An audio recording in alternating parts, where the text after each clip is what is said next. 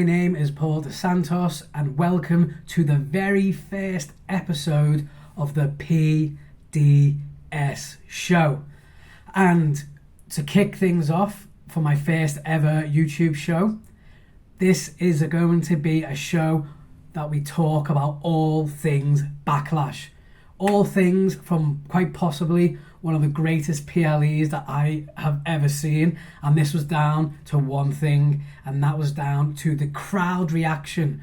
The French who turned up in their thousands and made this PLE one of the most memorable and will go down in the history books, I am sure.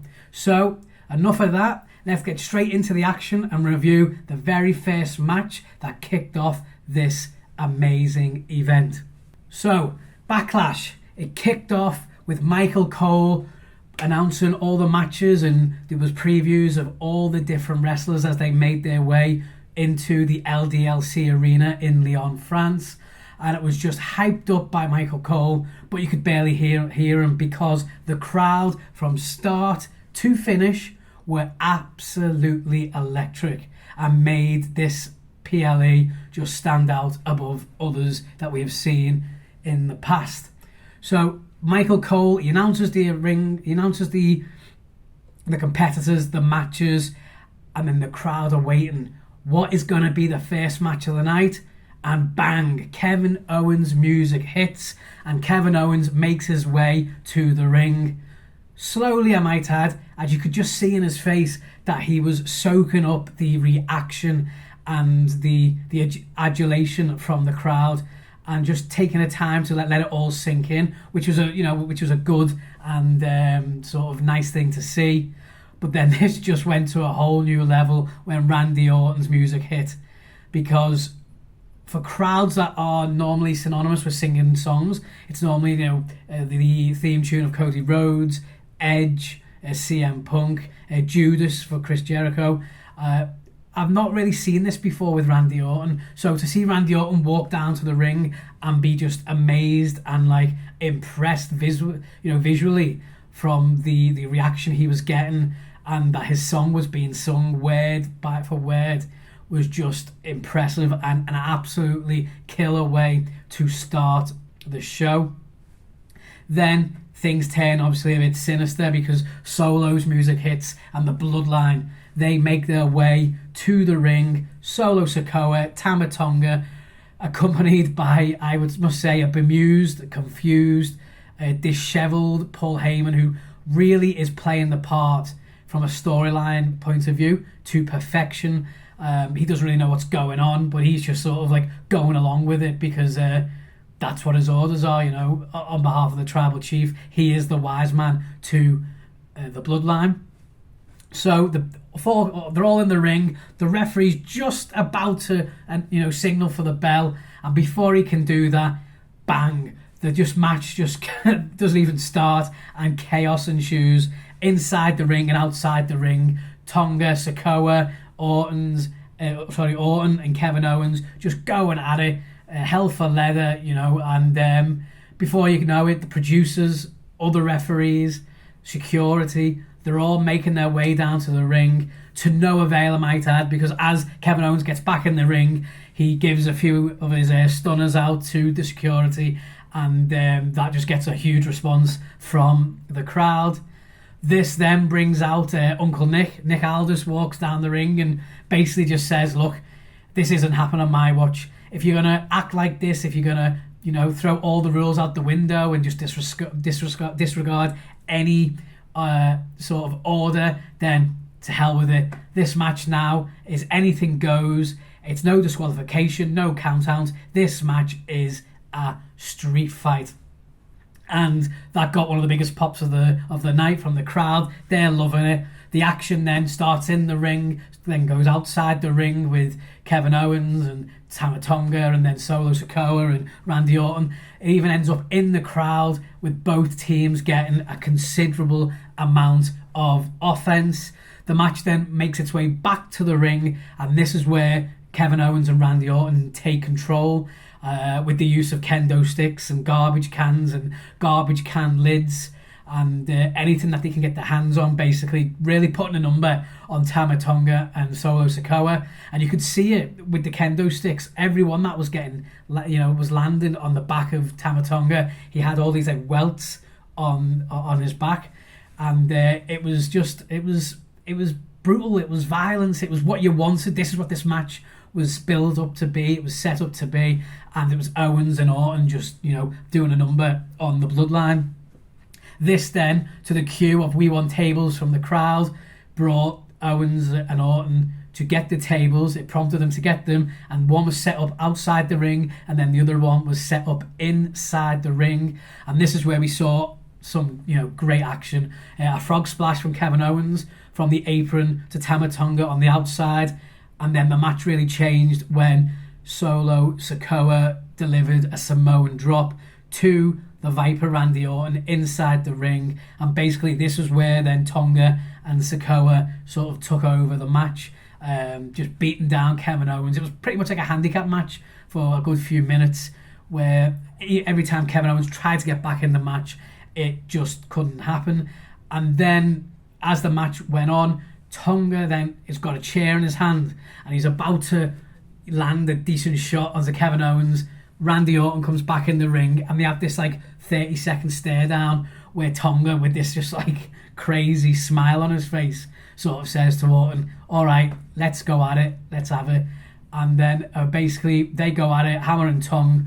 The match then ends up, again, a couple of them end up outside the ring with Solo Sikoa, Randy Orton, and I don't know why Sikoa went for this, because of all the moves that you could basically use on an announce table, he goes for the Samoan spike. Funny to me, don't know why he done it, but this gets reversed into an RKO from Randy Orton. The crowd go mad, they're singing their songs, and Owens and Orton are back on top.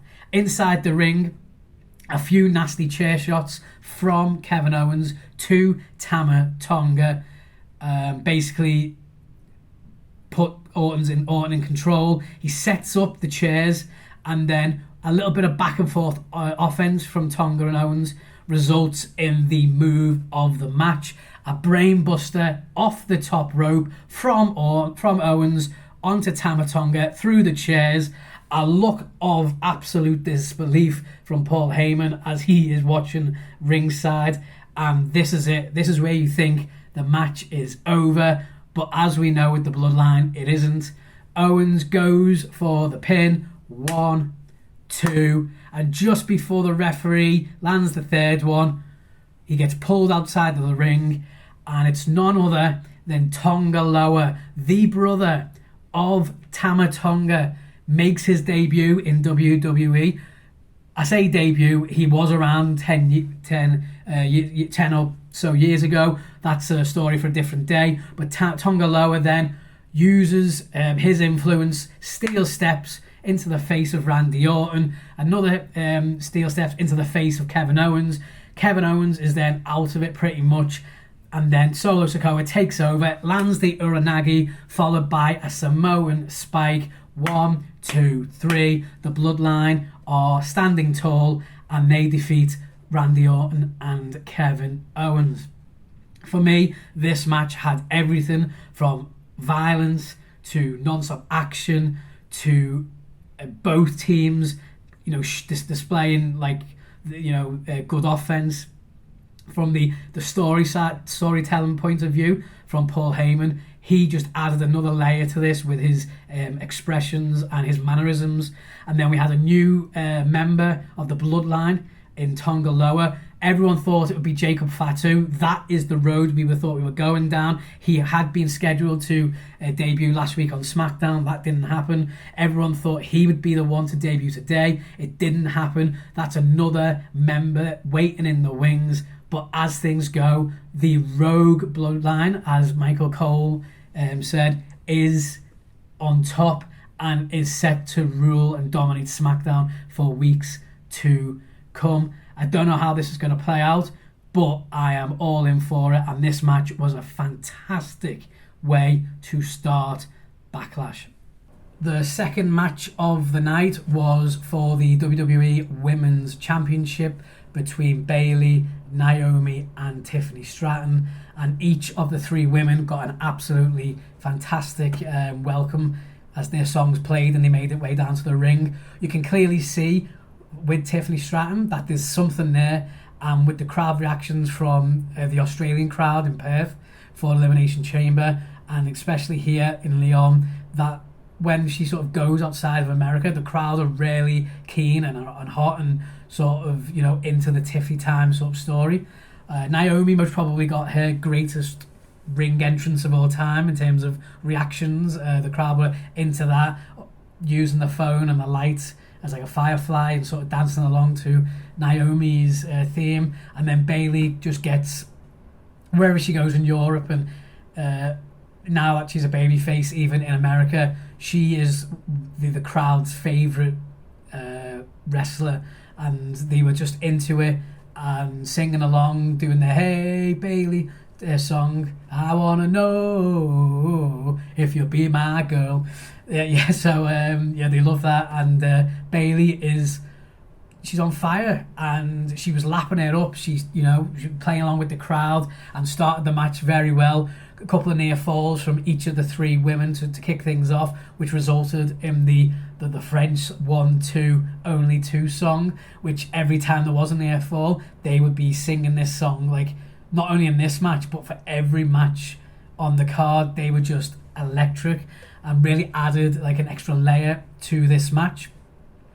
I thought Tiffany Stratton, as Cole and Graves said in commentary, was able to show her gymnastics background. A lot of the moves that she uses is incorporated with the sort of athleticism that you get from gymnastics, and none other than the cartwheel that sort of ends up in like an Alabama slam, which she did use a number of times.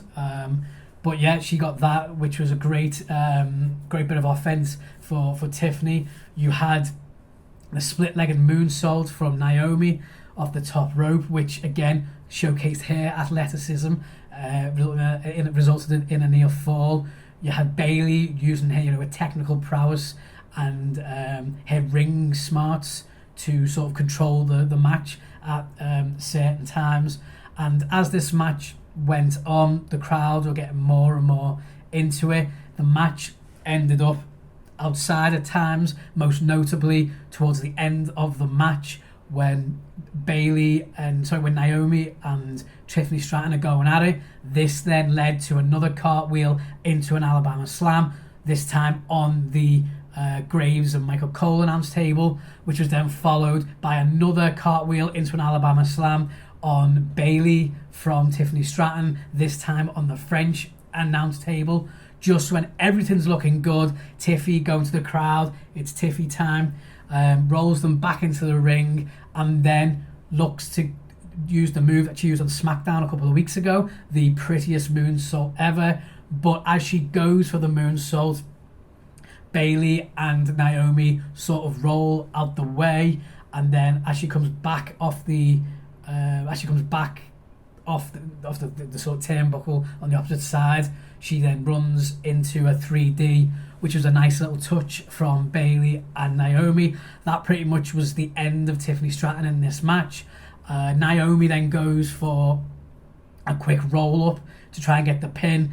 It gets a 1-2, but then that is then reversed, and with the momentum from Bayley, she reverses it into her own pin, and then she surprisingly gets the win. 1, 2, 3. I thought this was a very, very good way to keep the heat on Tiffany Stratton, because she can now go forward into SmackDown and say, you beat Naomi, Bayley, but you didn't beat me. And I think this will be the road that the WWE go down, and I think it will be Bayley, Tiffany Stratton for the next couple of months, hopefully ending in Tiffany Stratton becoming the WWE Women's Champion, quite possibly at SummerSlam or Clash at the Castle, something like that. But I thought it was a good showcase, this match, for Bayley. It was a great showcase for Naomi, and most notably Tiffany Stratton has proven that she is a main event women's wrestler and will be part of this picture for many years to come. So overall, a very good match, a very solid match, and just the women's division's on fire at the moment, and this was a great showcase of that. The third match on the card was for the World Heavyweight Championship between El Campeón himself, Damien Priest, and the number one contender and challenger, main event Jey Uso. Yeet! Had to get that in there. And what a match this was in terms of, from a ring entrance point of view to start it, quite possibly the best entrance I have seen for a long, long time, and one that will stick in the old noggin for years to come. Jey Uso makes his way through the arena, through the crowd, and partakes and participates with the crowd as they are dancing, doing the yeet, sort of dancing, yeah, and really just building up the atmosphere again, because it would have been fair for the crowd to just let up and have a bit of a breather after the first hour of this show, but they just went again to a whole new level, and this was partly due to Jey Uso, who is bang hot at the moment. He is really on fire, and he's just got it with the crowd, and they just love him, and it's clear to see. Damien Priest, he gets a very respectable reaction from the crowd. He comes down, looks unimpressed, looks in the zone, and ready for a fight basically. But as he is sort of, about to start the fight and get into it, Jey Uso is sort of stopping him, saying, hold on a sec, wait a minute, one more yeet with the crowd. He does this a couple of times before Damien Priest has enough, looks unimpressed, and takes over and uses his power and his strength. Jey Uso then reverses it, gets out of a move, lands a couple of moves of his own to a yeet from the crowd, and pretty much every time Jey Uso landed a punch, landed a kick, any type of offense, it was just met with a loud yeet from that crazy crowd in Lyon. There was a good bit of offense from both wrestlers, Priest and then Uso, and then Uso and Priest. But just as Jey Uso was getting on top of things, the Judgment Day get involved, and most notably J.D. McDonough sort of distracts Jey Uso a little, briefly. Damien Priest looks at him as if to say, what the hell are you doing down here? I've told you time and time again, I don't need your help, I don't want your help, go away, leave me be, let me do this on my own, basically off you go. And then this sort of results in Jey Uso sort of kicking or super kicking J.D. McDonough off the apron. Of course, J.D. McDonough is trying his best to help Damien Priest, but as the weeks go by, it's just turning slowly and it's backfiring time and time again, and you can just see the cracks, that little tiny cracks are getting wider and wider within the Judgment Day faction. Again, Jey Uso's back on top, landing a few punches, a few kicks, lands a spear, followed by an Uso splash, which Damien Priest kicks out of.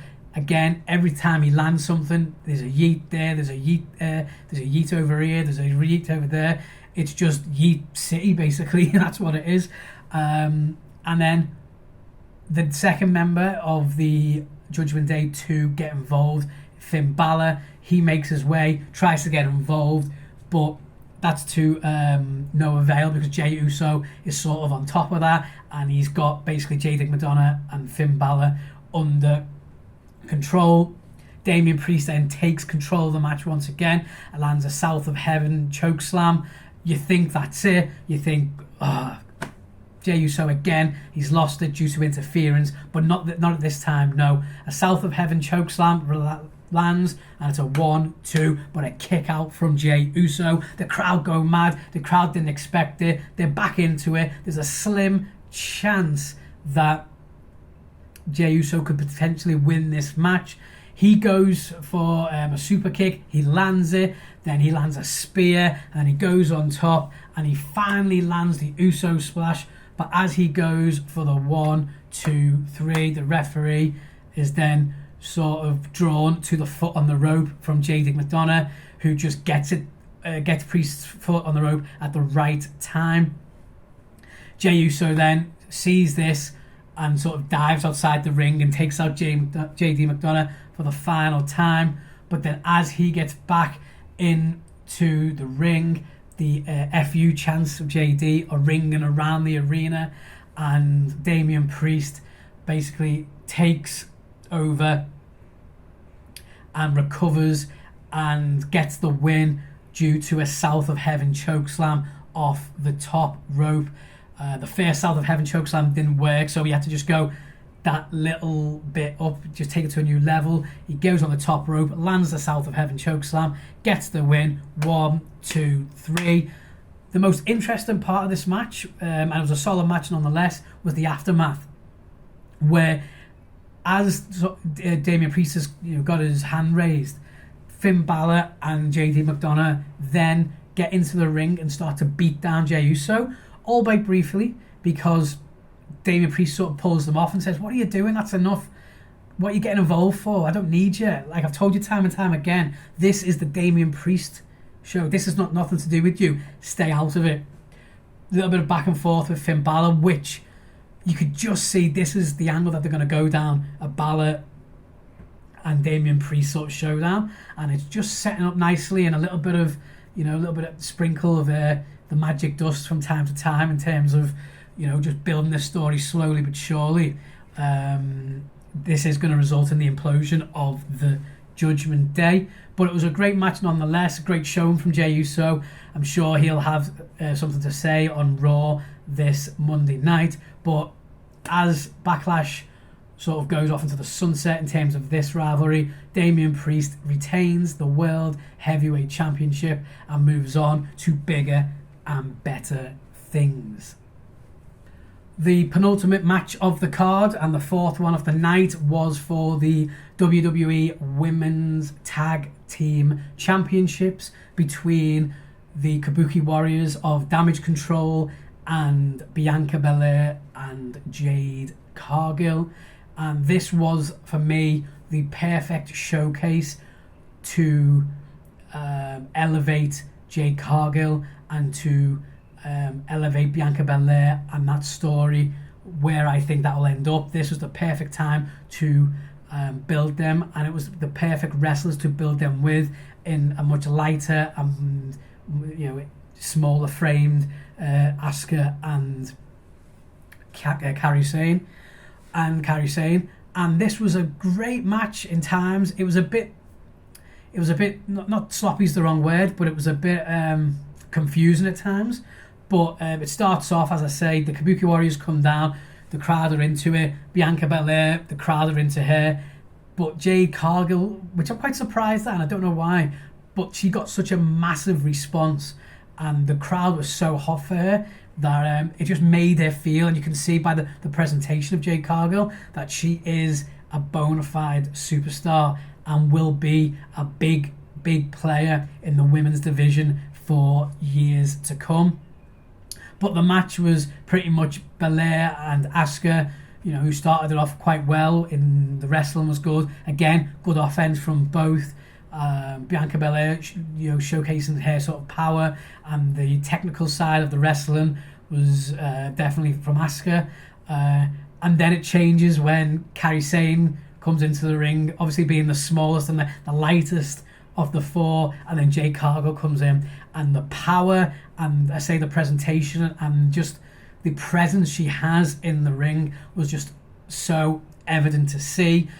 She sort of takes control, and her moves aren't, I would say, as polished at the moment as Bianca Belair's, but she has got so much potential that you can see that, and she's got this aura about her. But I thought the match was great, and then there was a bit where Kairi Sane sort of knocks Jade Cargill off the side of the apron and sort of goes, I'm strong, like really funny. It was really nice to see, and just added like a little touch for me to the match. But this match got confused like halfway through it, where Asuka was the legal woman of the match, but then Kairi Sane is in the ring and she goes for a pin, and then the referee says, no, Kairi, you're not the legal woman, get out the ring, it should be Asuka. But then ends up telling Kairi to tag Asuka back in, even though we already knew that it was Asuka was the woman who was supposed to be legal. So for a few minutes, I think they just needed to reset and get back onto where they were in terms of what spot they were in the match. It was a bit of a odd couple of minutes, but because they're so good and because the crowd were on fire, it wasn't noticeable as much as if this was a very boring CD level show and the crowd went into it. You'd pick up on it straight away and go, oh god, this is just gonna be something we talk about for months to come. But it wasn't. They recovered, each one of the four girls recovered, and it was a great back and forth match. I like the offense from the Kabuki Warriors, and some really nice spots, some really quick snappy punches and kicks, and really took Jade Cargill off her feet in parts. But then same with Bianca Belair and Jade Cargill, some of the offense and some of the moves that they have learned and they are putting together were fantastic power moves that you just know as these team up in the months to come, it's just going to get more polished, more refined, and this is a tag team that will most probably dominate for months to come. But it was the end sequence that stole the show. Basically, Kairi Sane goes for like a move off the top. She lands the insane elbow, that's it. Lands the insane elbow, goes for the pin. They kick out at 2, then goes back on the top rope. But as she's sort of on the top rope, she gets caught from Jade Cargill. Jade Cargill then picks her up as if she's about to do a powerbomb, twists around in like the electric chair drop position, throws her up in the air, and then as she throws her up and then she's fallen, catches her in front of her and then lands her signature move, Jaded. It was just breathtaking to see. This then basically results in Asuka coming into the ring, Bianca Belair picking her up, KOD on to Asuka, onto Kairi Sane, and then gets the pin on Asuka. 1, 2, 3. We have new women's tag team champions, and I think this was the right time and the right location with the right crowd to make this change. This is going to set up now a few months of dominance. So whatever tag teams are in this division, most notably like a Piper Niven and Chelsea Green, who were the champions a few months back, to maybe challenge again. You've got the Kabuki Warriors that might ask for a rematch.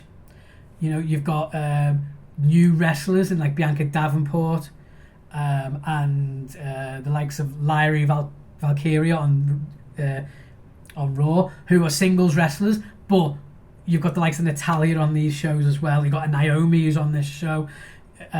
So you've got a lot of wrestlers that you can sort of form mini tag teams to showcase and go against Jade Cargill and Belair. But what you've got in Belair and Cargill are two wrestlers at the top of their game and who are really over with the crowd. And I think this is going to build up nicely for the next couple of months. And then it will result in them losing the titles, maybe around Survivor Series / Royal Rumble.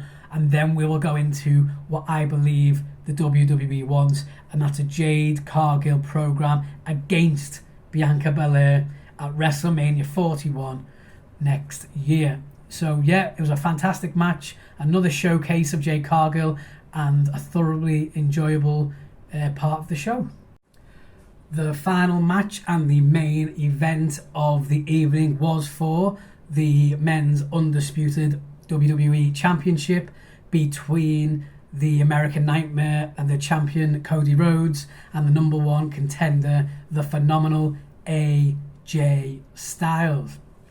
This match was a very, very important part of history, as the referee Jessica Carr became the first woman to ever referee a WWE Champions match in the history of the WWE, and I thought it was a very nice touch, again in a very, very good location with a very, very, very, very hot crowd in Lyon, France. So I thought it was a nice touch.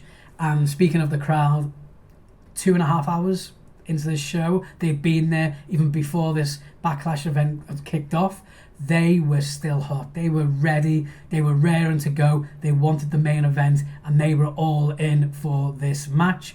AJ Styles coming to a hot, the very, very hot reaction The phenomenal song that they were singing in French really added to the atmosphere. And then the Cody Rhodes walk out, the song Kingdom, that he comes to the ring every time, to hear the French sing it from start to finish and how loud they were was just unbelievable. And again, will live in the old memory of mine. Very, very good, first class.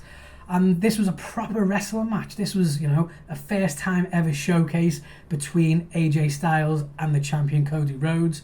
I thought AJ Styles delivered a nice touch in his attire, wearing the colours he wore when he defeated Cody's dad, Dusty Rhodes, back 21 years ago for the NWA World Heavyweight Championship. So I just thought the story was there, which people were sort of saying, it's been a bit too respectable. It's not really a big sort of story coming out of WrestleMania for Cody Rhodes, hot on the heels of that amazing match with the Tribal Chief Roman Reigns. But this was, for me, the perfect opponent to kick off his title sort of run and his first defence, pretty much. And it was a great match. Both wrestlers got in some good offense. Again, every time AJ Styles was on top, the crowd was singing for AJ Styles. Every time Cody Rhodes was on top, the crowd was singing for Cody Rhodes. This was the most zoned in and most focused that I had seen AJ Styles for a long, long time. And it was a great solid match. Both were getting the moves in, and the match sort of went from... there was a point where it went from the ring to outside the ring.